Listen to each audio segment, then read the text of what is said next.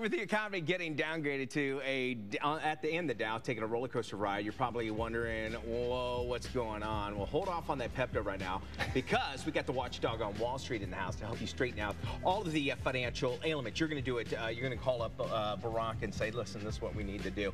I think you should do it. I don't know if he'd listen or not, but that's the biggest problem right now in the United States. Here's a tip. Barack, President Bush, none of these guys could ever fix the stock market. That's not what their job is. Yeah, and people think that. Well, it's the economy. Blame the president. Or if the economy's good, blame the president for that. I'm going to ask you, I'm just going to go down to the lowest level here. We hear about 400, 500-point drop. What does that mean?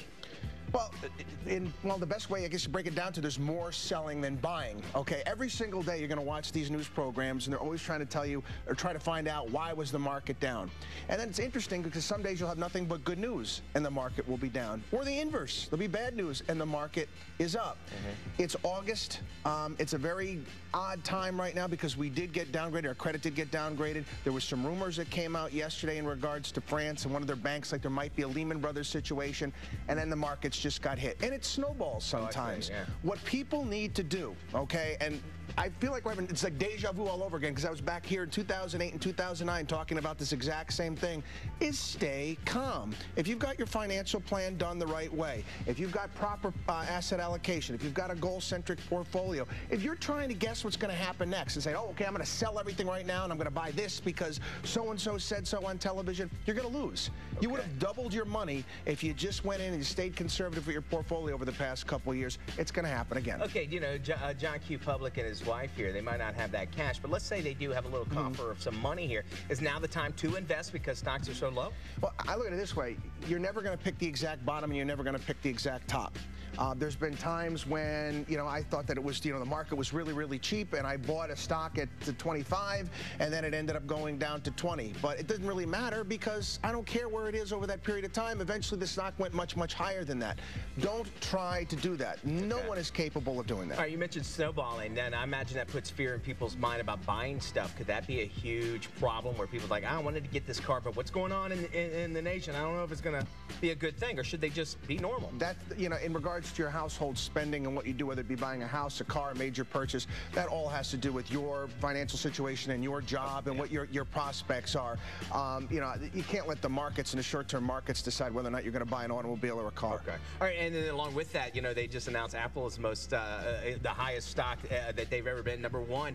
I would imagine that'd be a good example about just holding on to what you have, because it's going to do this, right? I mean, if you bought stock a long time ago, don't sell it. Apple's been great at reinventing itself, which is, you know, who would have thought 10 years ago they'd be where they are today. So. All righty. Let us know if you have any questions here. You can go to our Facebook page. You can send us an email. By the way, Chris has his own Facebook page where he can answer your questions.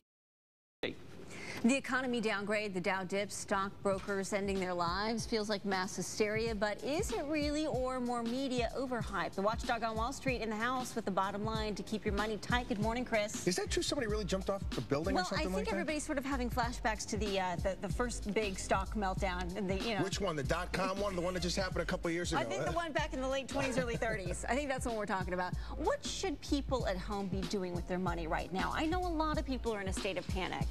Well, first and foremost, I'm sure most of your listeners probably have qualified plans, 401ks, IRAs. So this is long-term type money. So situations like this in dips, and what I'm actually advising a lot of my clients to do right now is try to max out your 401k or IRA right around now, because you're not going to get the exact bottom, but you're most certainly getting some deals.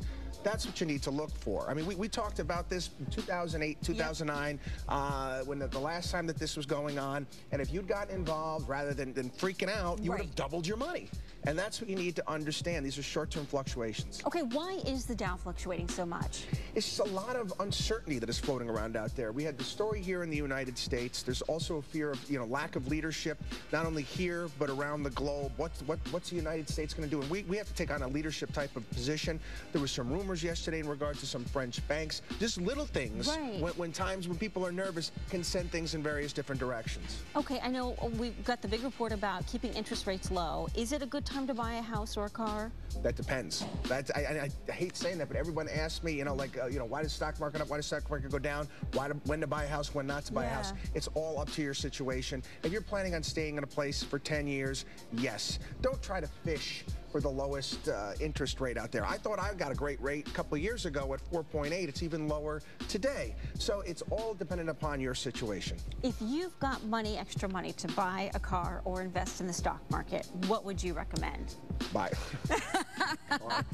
Oh, geez. You know, what kind of car are you going to buy? If you need a car, you're going to have to get a car. You're going to get from point A to point B, but you want to be saving as much money as you possibly can. You obviously don't want to kill yourself or anything like that, but don't make a splurge purchase because you got an extra couple bucks going down. But that's just me. I'm boring. And what should people know about the economy right now?